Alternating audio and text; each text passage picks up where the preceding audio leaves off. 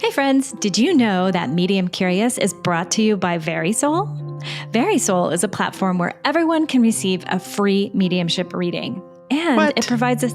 What? Yeah, free. Really. And it provides a safe place for mediums in training to go practice, but also practice. Yes, mediums need practice. Yes, we do. But did you know that VerySoul upholds vigorous standards for their working mediums? By requiring compelling evidence in every session, they ensure consistent, reliable, and meaningful experiences for every client. So go to verysoul.com, mediums you can trust. Hey everybody, I'm Jane. And I'm Sarah. And you're listening to the Medium Curious podcast, the show where a tiny, tiny insect can make a very big difference in the world just by flapping its little wings. Do you mean a butterfly? Yeah, the butterfly effect. Aw, because that's what we have today. This is our Monarch episode. Stories of signs, synchronicities, just wonderful connection to spirit sent in from our listeners. Our dear, dear listeners, our super rad, awesome listeners, and some previous guests too. It's a really nice combo of friends who have sent in their stories. And so... Are you ready? You want to go just jump right into it? Okay. Yes, let's do it. So let's just start with a story about one of our listeners who was having a synchronicity with spirit while they were listening to the podcast. So that's so cool. So fun, right? Okay, here we go. Hi there. My name is Jocelyn, and I have a story about a sign I received related to this podcast. So I recently quit my job after feeling a pull to take a career pause. And as part of that pause, I had been listening to a lot of podcasts to fill my time, including the telepathy tapes, which sort of sent me down a path of exploring paranormal content. Anyway, so I stumbled upon this podcast, Medium Curious, and scrolled back to some of the first episodes of season 1 to better understand what the podcast was about. I was listening to an episode in the car where Jane was telling the story of her nephew who had passed and the things she experienced at his funeral. I'm usually not very good with names, but Jane kept repeating her nephew's name in the story over and over again, Mitchell this, Mitchell that. And so his name was front and center in my mind. And as she was telling the story in my car, I pulled up to a stop sign, and there across the intersection was a giant truck that I was going to need to swerve around once I crossed the street. And the side and the back of the truck said in very large letters, Mitchell's Electric. And I've never seen a Mitchell's Electric truck in my neighborhood ever. It's not a familiar local business at all.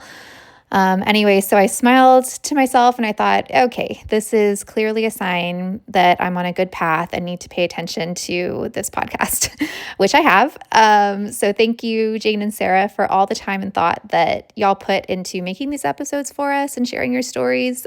Spirit is clearly sending many of us your way, and I'm grateful for the nudge to listen. So thank you.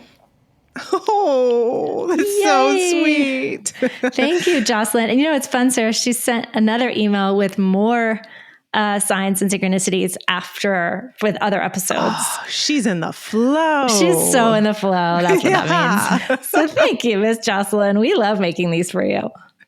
Okay, who's next, Sarah? Okay, we have Marilyn. She is a listener from Singapore, and she actually has a book out called The Thin Veil Between Us, A Woman's Journey Through Loss, Grief, Healing, and Hope. And she's such a beautiful storyteller. I'll link her book in the show notes. But she's given us 2 gorgeous stories here. All right, so let's hear the first one. Today, I wanted to share something a little more personal, an experience that has stayed with me ever since. It's about the moments I witnessed just before my mom passed. These were moments that made me believe, more than ever, that the veil between this life and the next really is thin. She had liver cancer and was terminally ill. Up until her final days, my mom wasn't on any morphine. Her mind was sharp. She was fully aware. But one day, she started describing her bedroom as bright and crowded, which was odd because the blinds were down and it was just the 2 of us in the room. But to her, it was full of light and full of people. She kept raising her arms towards the ceiling and smiling. At first, I thought she wanted me to carry her up or help her sit up. So I tried, but she shook her head gently and laid back down. And then she did the same thing again and again for almost an hour. In that moment, I truly believe it was my grandpa by her side, waiting to guide her to the light. My grandpa had already passed in 2010, but this felt like family from beyond coming to be with her. But not all of what she felt, what she saw felt peaceful. There was one chilling experience that still sends a shiver down my spine.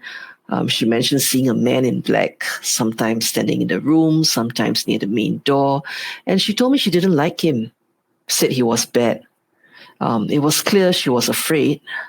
Now, my mom was a deeply religious person. She prayed daily. She went to church faithfully. So hearing her say this, it made me uneasy. I didn't want to assume who or what this figure was, but I could tell she felt unsettled by his presence. That same man in black showed up again the night before she passed. I remember it so clearly. I was jolted awake by her shouting, "The man! The man!" I jumped up and looked at the clock. It was just after 2 a.m. I rushed to her bedside and found her terrified. And then, as clear as day, she asked me, should I go down? It broke me. But I held her hand, looked into her eyes and said, no, you should go up. I asked if she could see a bright light, a beautiful garden with flowers and grandpa. She nodded. In that moment, I described heaven the way I've always imagined it. You know, the way you see it in movies, peaceful, light-filled, warm. And I hope that somehow painting that picture helped her feel ready. We may never truly understand the nature of these spiritual experiences until we face our own transition out of this life. Deathbed visions are deeply personal and subjective encounters that defy explanation. Reflecting on these experiences, I find comfort in knowing that Mom was not alone during her final moments. She was surrounded by the love and presence of those who had gone before her, preparing to guide her to the light. I know these stories might sound surreal or hard to explain, but I share them because they were real. They happened. And I believe they hold meaning. For me, these moments showed that our loved ones don't really leave us. They're just waiting on the other side, watching, guiding, holding space for us until we're ready. If you're grieving someone right now, or if you have ever wondered what lies beyond, my hope is that these stories bring you a little comfort, maybe even a sense of peace. Wow. Ooh, I know. Thank you, Marilyn. Oh, gosh. What do you think, Jane? She is such an incredible storyteller. I'm Right? excited to read her book. But we get a treat. We get one more story. But wait, can I talk to you for a second about her mom's experience before she passed? I now have heard so many stories of people who are right on the brink of crossing over. And this is very familiar sounding, where they recognize their love. Like I think it was my own great aunt. She was calling the names of her sister and her husband as she crossed over. But what do you think about the man dressed in black? I kind of feel like it has to do with belief systems, and Marilyn had mentioned, Yeah, she just was saying that business about her mom being quite religious, and that I think it sounded like that Marilyn was assigning that to the religious POV, that there's going to be like a character that's going to ferry you to one side or the other. And I love that little moment where she's like, shall I go down? And she's like, no, go up. Go to the light, mama. But I just love the way she describes like being in the room and how it felt to witness her witnessing something completely other, like the room filled with light and all of the people there. And she's like, but it was just me. So that's beautiful. So beautiful. Let's listen to some more from her. Okay, here we go. Today, I want to take you into something deeply personal, something I never expected, yet feel grateful to have experienced.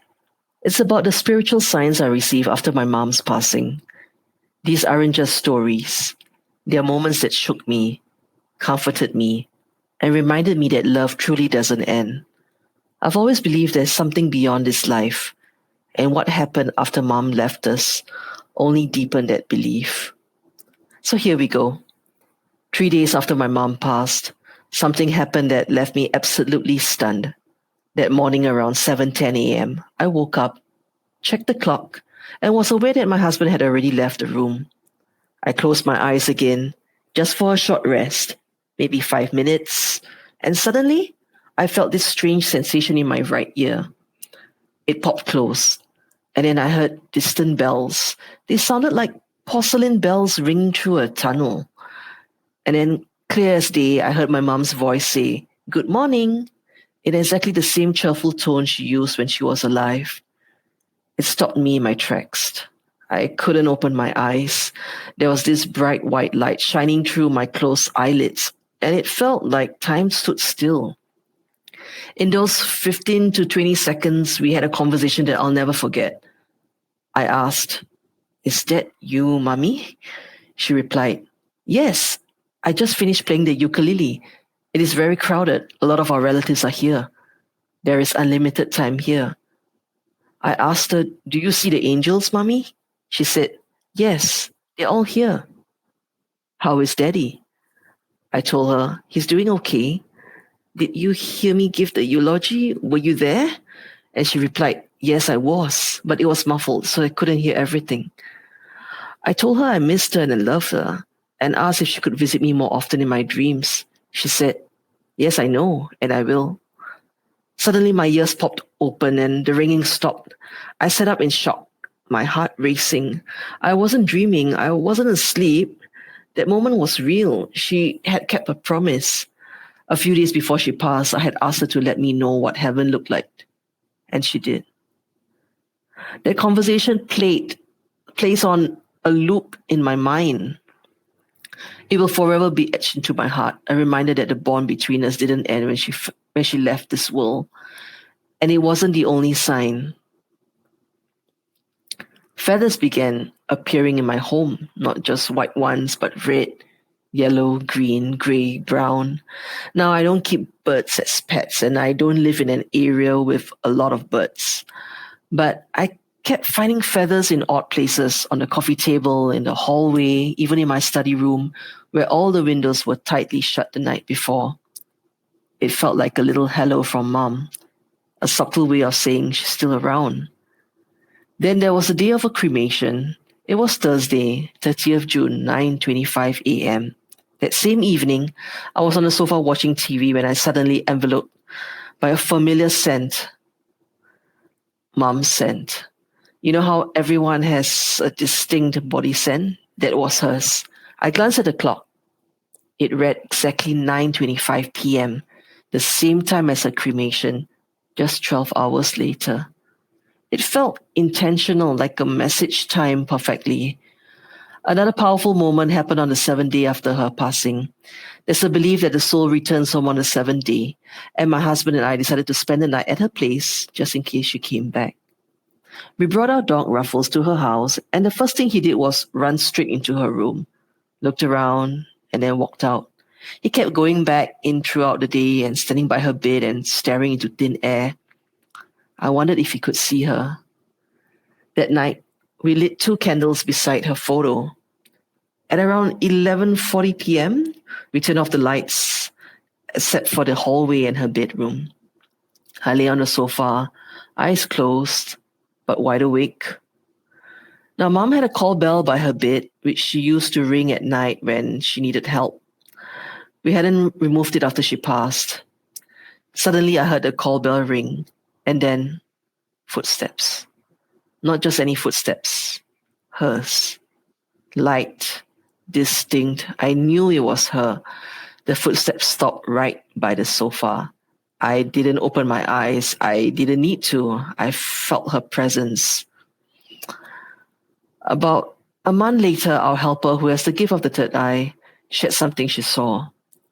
Her room faces my mom's room directly, and in the middle of the night, she was woken by a bright white light. She saw Mom sitting upright on her deathbed. She looked healthy, like she had just taken a shower. She wore her white pajamas, smiled at her, and vanished. She told me, "Mom looks so peaceful." And one more moment I'll never forget.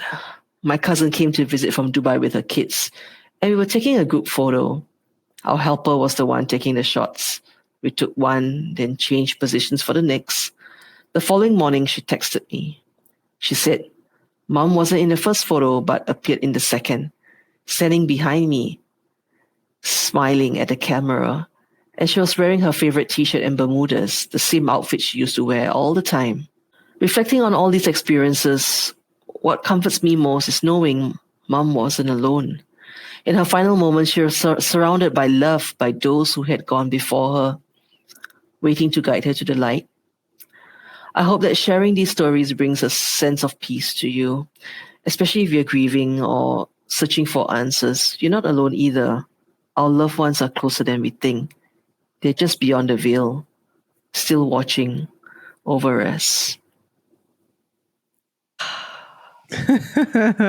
Gorgeous. I know. Thank you, Marilyn. My goodness. I love her voice. Yeah, I could. I want her reading her whole book to us. Yeah, yeah, completely. Yeah, very captivating, very grounding, very just life affirming. So thank you, Marilyn, and her experiences too. How she shares those, like the ringing in your ear. Like that's what happens to me before people pop in. Oh, really? Oh, yeah. Does that yeah, I've heard other people say that too, like a ringing in your ear. No, I don't get that. They just show up. They don't ring any bells for me. They just show up. They just show up. That's cool. I didn't know that. It's like That's a tinnitus. It sounds like tinnitus. Like you get like a little, and then they show up. And I've learned like, oh, tune in. Oh, okay. Wow. You know what happens to me though, is sometimes they pull on my ear physically, like my ears burn. It's an ear thing. See, there you go. It's an ear thing. Like, listen up. And the pictures that she talked about, wow.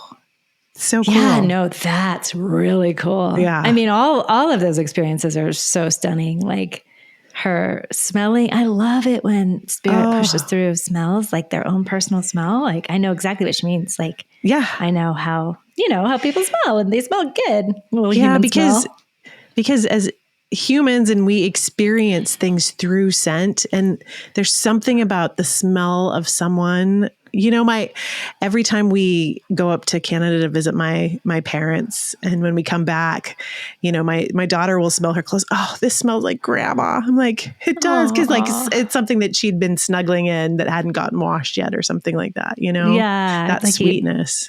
Bring it back in the suitcase. Yeah. Aww, I love that.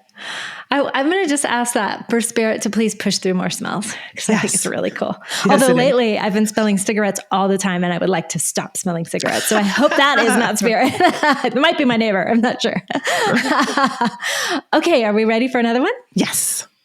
All right. So the wonderful, the amazing Rebecca Berry actually has 2 stories for us as well this time around. So we're going to hear the first one now. And y'all remember Rebecca from episode 41, the incredible writer, author, storyteller, and such a medium in her own right. So let's hear this first one about her niece. In terms of signs, like one day I was in yoga and it was around Halloween and the yoga teacher said, this is the time of year the veil is thin.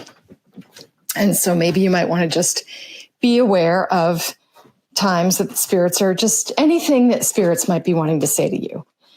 So I'm like, that is amazing. I can't wait to do that. And I leave. And later in the afternoon, I'm out for a walk and it's a beautiful day. The sky is dramatic the way it is in October. The air smells like apples. Leaves are falling. It's just gorgeous. And I sense my niece who had died about a month before. And I just know she's there. And I can hear her and she says, I have a message to give to my parents. Can you give them this message? And I say, well, can you contact them directly? I feel a little strange. I don't really feel comfortable calling them up and saying I have a message from their daughter. And she says, well, they can't hear me. The grief is so big right now and so thick that they can't really hear me. And you're available. And so I said, well, I don't have a pen, which knowing what I know now is, what spirits have to go through to break through the ethers and find someone who's listening. It's just sort of like for me to say, I don't have a pen. It's whatever. So I feel this irritation from her, and I think, okay. So I say, okay, I will go home. I'll get a pen and I'll write down everything you say. So I do. I go home fast and I grab a pen and I write down everything she says and I get this message. And it was beautiful. It was so dear and it made me cry. And so I went in and I showed it to my husband and I said, I just got this message. It doesn't sound like me. I'm going to read it to you. What do you think? And he started crying. He said, that's her voice. And so then when I saw him cry, I knew it was real because there's a way that tears, I really trust tears in this work because tears come up in your body. It's like your body reacting before your mind has a chance to tell you that all of this is nonsense. And so when someone cries or is moved like that, or when I cry or move like that, I always feel like, okay, that's a sign that this is deeper and more real than if now somebody's sort of like, So I say, should I give it to my sister-in-law? And he says, yes. So I call my sister-in-law and I say, I have a message from your daughter and do you want it? And she says, yes. And so I give it to her and she says, thank you. But I get off the phone and I don't feel great. I feel sort of like, I'm not sure if that landed. I don't know if it was helpful. It's a weird thing to do. Maybe I shouldn't have done it. And then a few nights later, she called me back and she was mad. She said, I don't know why she came to you and not me. Why wouldn't she come to me? And I said, I don't know. I'm sorry. The last thing I want to do is cause you any pain. And she was crying and I was crying and we got off the phone and I thought, okay, that's it. I'm never doing that again. Oh. So flash forward like 5 or 6 years later, I was going through old notebooks and I found another message I'd gotten from my niece. And it was just sitting there. I hadn't given it to anybody, but I'm telling my mother about it in the car. So my mother says, well, what was in the message? And I tell her, it was a beautiful message. I don't even remember. I just said it was really a beautiful message about how much she missed them and how she was with them all the time. And a lot of the things that spirits say. And my mother says, you need to give her that message. I think we were sitting in dialysis. And I say, well, what if it's not real, and what if it's, there was this part of the message that was like, if you want to connect to me, there's a blue hairbrush in my dresser and you can hold it. My hair still has my DNA and you can connect to me through that. It's easier for me to reach you. And I was like, what if I give her that information? There is no, I don't. And part of me was also like, I don't want this not to be real. I love this communication and I don't want it not to be real. And I don't want anybody to shatter it. And my mother said, Becky, that's comfort to another mother. Why would you deny any woman comfort? And I thought, okay. And then so mom was like, so call her and give her the message. And I said, okay. And she was like, now. So I go out, I give her the message.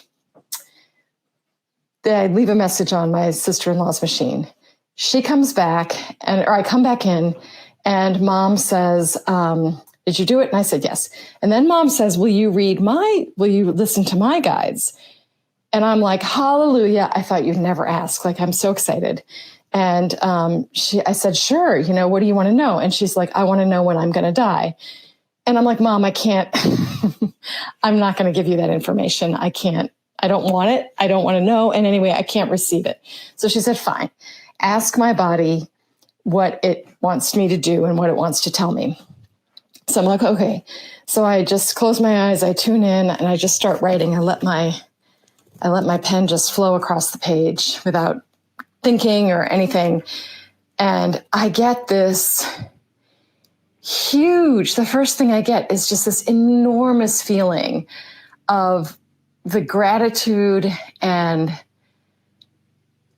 just like joy that her spirit felt for being able to live in my mother's body. Just like the gratitude of of being able to, or no, that her body felt to being able to house such a powerful spirit, like how wonderful it was and how proud it was of her and how proud it was that it kept up with her. She was a powerhouse. You know, she was always busy, always doing all this stuff. And her body was like, and I did it. I kept you going as long as I possibly could. And then it gave, you know, then I got all these other messages about what she was going to do and what phase she was in. And pretty much in the middle of it, you know, I hear, you're at the end times. You've done your work. And now this is the end of your life. And you just want to, now you just need to look at your garden and enjoy the people around you. And that's it. And, you know, I'm sitting there and my mother is sound asleep. She's just snoring through the whole thing. And I'm getting all this feeling of the joy of her body, the pride of her body to have carried this spirit, and also my own loneliness of, oh my God, this is the end of her life. You know, she's leaving. I knew it wouldn't happen the next day, but she was leaving. And I sit there and I look up and it's just sort of like, I can see, you know, the machines are pumping and hissing that sort of pah, pah, pah, which is how they, you know, what it's like in a room with dialysis. Like the machines are doing all, they're pulsing, they're like blood, you know, they're like hearts almost, except they're actually kidneys. But, and the nurses are going on, and I sort of see the nurses being these like just angels, like these blessed creatures performing this ballet of ordinary life. And I'm missing my mother, who's right next to me, and I'm just sort of high in general. And my mother finally, you know, then my mother wakes up. It's time for us to get off the machines, and my mother and I have to leave. So, because I have to be out of the room when they take her off the machine. And so I go outside and my phone rings, and it's my sister-in-law. And she says, thank you so much for this message. The first time you wrote to me with a message like this, I couldn't receive it. But this time it brought me such great joy. And we both were talking to each other. We both started crying. And I just felt, I don't even know what I felt. It was so amazing. And I just felt like, oh my God, thank you. I was so relieved. And then I said, is there a blue hairbrush? And she said, yes. Or I think I hung up the phone because we were just, when those things happen, you're kind of, you get overtaken by it. And then you kind of have to cut the connection because it's so big. So you get a little awkward. And so I got off the phone, and then I remembered about the blue hairbrush. So I texted her and I was like, was there a blue hairbrush? And she said, yes, there's a hairbrush in her drawer. Hers was blue and mine is black and her sister's is pink. And so I felt like I'd just been promoted to like the best job ever. So that's that story. It's long. It's like 9 minutes. You're going to want me to do something different, but that is one. I'm going to send you another option. I love you guys. Bye. Oh, Becky. We don't mind 9 minutes of Beck. Oh, the brush, the blue brush. So good. Oh. Yeah, I understand that being overtaken. You know, it's like our little bodies can't handle how much spirit there is. Yeah. Like it's like such our a little surge. bodies get overwhelmed by it. Yeah. But don't you love how her mom's body was like, it's been an honor and a pleasure to serve the spirit. It's like an Academy Award. I would like to thank the spirit for inhabiting me. Well, yeah. And her So mom, good. like if you've ever heard or read any of her other stories about her mother, She my is a powerhouse. goodness, that woman is a powerhouse. Anybody would be delighted to house her.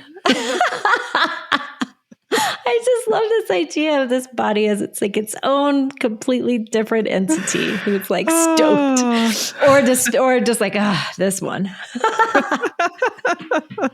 Amazing. We'll be right back. Hey, dear listeners, we want to tell you about our upcoming classes that we are teaching. The first one is Intuition Unlocked, from Self to Spirit. Whether you're stepping into mediumship for the first time or returning to strengthen your skills, this online 3-week immersive course will meet you where you're at and take you even further. Each of our 3 2-hour classes blends engaging teaching, breakout practice sessions, and pre-recorded guided meditations with binaural beats to help you integrate and expand between lessons. Go to mediumcurious.com to check that out. We're also offering the Claire Club, your ongoing online practice space for expanding and fine-tuning your intuitive abilities. Whether you're fresh from our intuition and mediumship courses, I hope you are, or you've been walking your spiritual path for years, it's a place to stretch, play, and shine all of your clairs. And we're meeting a couple times a week for 6 weeks, so come on and join us. Thank you, Rebecca. We're going to hear from Rebecca again. But first, do you want to share the story that that our listeners shared that she didn't want to record it? So Sarah's going to read it for us. This is sent in from Maureen, and I'm going to try to read this. My dad died on Saturday, August 4th, 2001. I was in shock, as you tend to be, but in spite of that, I had to get myself from DC to Miami ASAP. It was hot, humid, and late in the afternoon on the following Tuesday that I did a mental forehead slap once it occurred to me that I had nothing appropriate to wear. The last thing I felt like doing was shopping at a mall, but I had a plane to catch early in the next morning. All of my black clothes were suitable for either formal occasions or for cooler weather, but I had nothing suitable to wear to Dad's funeral in Miami's oppressive tropical heat. I decided I would go to one store and one store only. I didn't have enough enthusiasm for this particular task to give it to my all. The Hex department store, now Macy's, I think, would have to do. I would leave there with a black outfit, period. A very perky, eager saleswoman approached me and offered help. I told her I needed a black outfit to wear to a funeral and I preferred something in linen. I watched her eagerness melt away as we toured the women's department, newly stocked with fall and winter clothing. It was a matter of minutes before she ditched me and I was on my own. I scoured every rack, and after several long hours, I finally found black silk, a long sleeve button-down blouse, and black trousers hid in the back of the store as if intimidated by all the harsh woolens. Silk doesn't breathe well, but at least it was lightweight. I knew I would suffer if I were to wear only the long sleeve blouse by itself. I had to create options. I could find a shell to wear underneath. I would be able to find temporary relief by removing the long sleeve blouse for a moment or two. I began a new frustrating search. After a complete lap around the entire store, all I could come up with was a very beautiful but very hot pink fuchsia shell from Jones of New York. I agonized over this, wondering if this bright color would seem disrespectful somehow. So I forced myself to do another lap around the store. Nothing. I decided that I would have to keep the outer blouse buttoned up high so that only a tiny bit of color would show at the top. I would just have to tough it out and remain in the long sleeves until I returned home after the funeral. In Miami, all 5 of us siblings, plus Mom, gathered in her mother's living room to catch up and tell stories of our journeys home. Mom told us of how her good friend June, who lost her husband the previous year, took her by the hand and brought her to her personal shopper to help her find the right outfit to wear to the funeral. Mom mentioned that the fursuit presented to her seemed a bit too sporty, but after trying on a dozen others, the consensus was that it was absolutely the right thing for her to wear. There was still lingering doubt as she described the fuchsia piping along the collar and the sleeves and hem. After a moment of shock, I blurted out that I too had purchased a fuchsia shell to wear under my outfit. And my younger sister followed up by saying that her black outfit also had fuchsia trim. We all looked at one another with the recognition of the conspiracy in our midst and bursts into convulsive fits of joyful laughter and relief. You might wonder why this was funny, but it would have been obvious to anyone who knew Dad. His closet was louder than anyone else's in the family, even the women's. And I'm not talking about his neckties either. He had a glorious collection of Hawaiian print shirts in bright colors, including pink, and surprisingly loud sport coats. He even had a pair of baby blue loafers. Let's just say the rules are different in Florida, and he took full advantage. Dad's wardrobe hinted at the colorful personality barely contained within. His was a soul full of boundless creativity, boundless energy, and abundant generosity. Dad was musical, artistic, intuitive, and a professional by day, an amazing handyman and a creative raconteur. And on a more personal note, I have an affinity for dragonflies. My parents started purchasing dragonfly jewelry and artwork for me for birthday and Christmas presents. After we left the house and moved to the driveway to get into cars to drive to the funeral, our cars were swarmed by dozens and dozens of dragonflies. I figured that was a sign meant especially for me.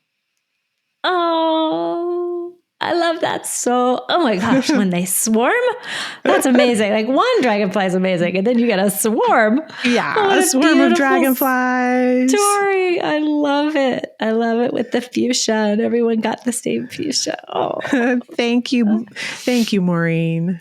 Oh my gosh.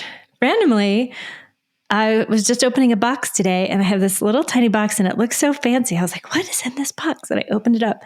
It's this really beautiful dragonfly pin. So it's a little link. It's a little thread. Yeah.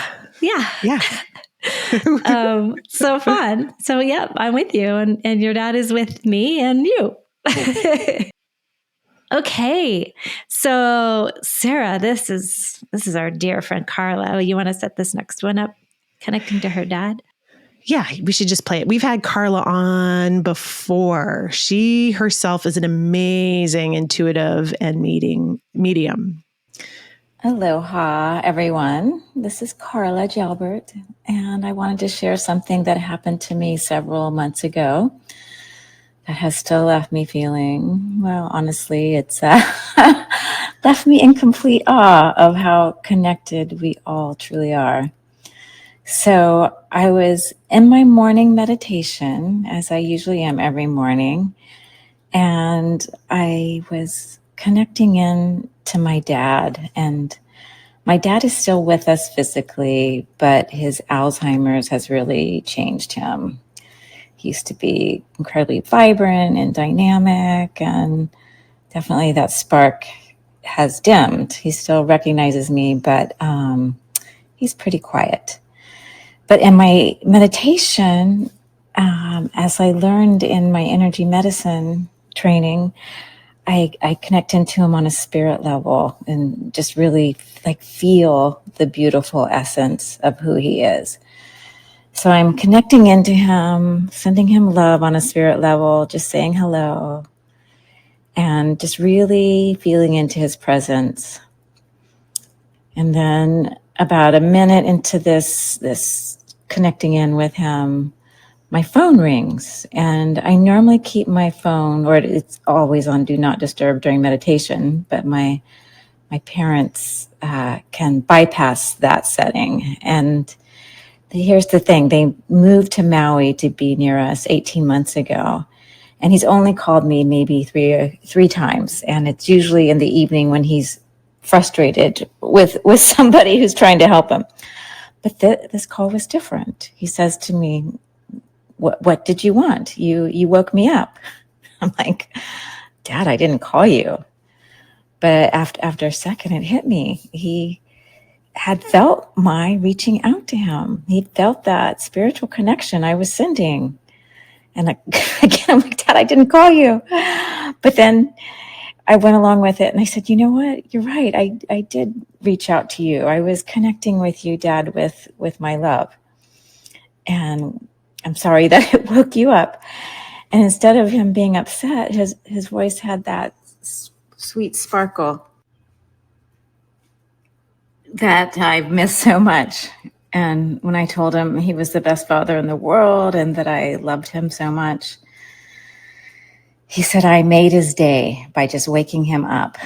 And he even asked about his grandkids and just sounded like his sweet, loving self.